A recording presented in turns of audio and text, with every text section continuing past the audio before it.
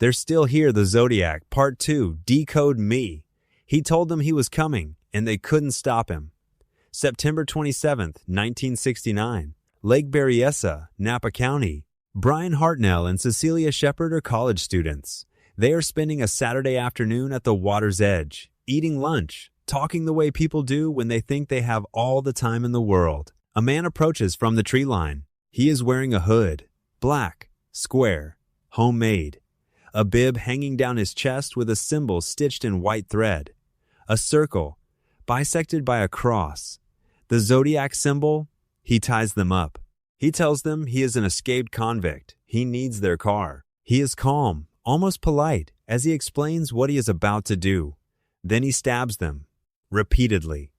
Cecilia Shepard will die 2 days later in the hospital. Brian Hartnell will survive, left with wounds he will carry for the rest of his life. Before he leaves, the Zodiac walks to Hartnell's car and writes on the door with a black marker. 3 dates, 3 attacks, and a running tally. Vallejo, 12-2068, 2. Vallejo, 7-4-69, 2. Lake Berryessa, 9-27-69, 1. He is keeping score. 13 days later, San Francisco, October 11th, 1969. Paul Stein is a cab driver. He picks up a fare at the corner of Mason and Geary. Destination, the Presidio. He never arrives. The Zodiac shoots him once in the head and takes a piece of his shirt. That piece of fabric will appear in future letters as proof. Evidence that the letters are real. That he is real. 3 teenagers witness the shooting from a window across the street. They call the police immediately. Officers arrive within minutes. They stop a man matching the description 2 blocks away. They let him go. The dispatcher had broadcast the wrong description, a black male suspect, when the witnesses had clearly described a white male. The officers wave the man through and keep searching. He walks into the dark and disappears. The letters keep coming, each one more taunting than the last. He writes to newspapers, to police, and to lawyers. He threatens school buses. He claims victims the police cannot confirm. He sends pieces of Stein's shirt as souvenirs. And then, in November 1969, a letter arrives at the San Francisco Chronicle addressed to attorney Melvin Belli. The handwriting is different. Shake here. The tone has shifted. Dear Melvin, this is the Zodiac speaking. I wish you a happy Christmas. The one thing I ask of you is this. Please help me. I cannot reach out for. I know you will detect me. For one moment, just one, he sounds almost human.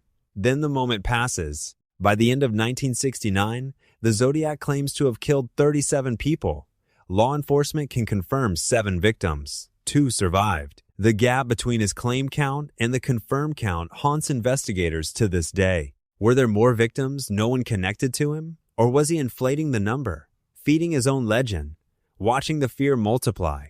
No one knows. What they do know is this. They have a partial cipher they cannot crack. They have a sketch, composite, rough, disputed.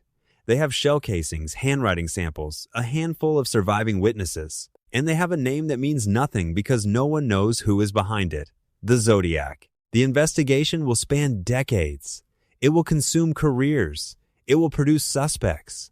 Some famous, some forgotten, none ever charged. He stopped writing in 1974. He was never identified. He was never arrested. Statistically, almost certainly, he died a free man. Somewhere in Northern California, at some point in the last 50 years, the Zodiac killer lived out the rest of his days. He may have had a family, neighbors, a job, a routine, people who had no idea what he had done, people who would never know. Next time on They're Still Here, we go inside the investigation. The suspects who came closest, the evidence that almost broke the case open, and the cipher that wasn't solved for 50 years. Part 3. Still Here, coming soon.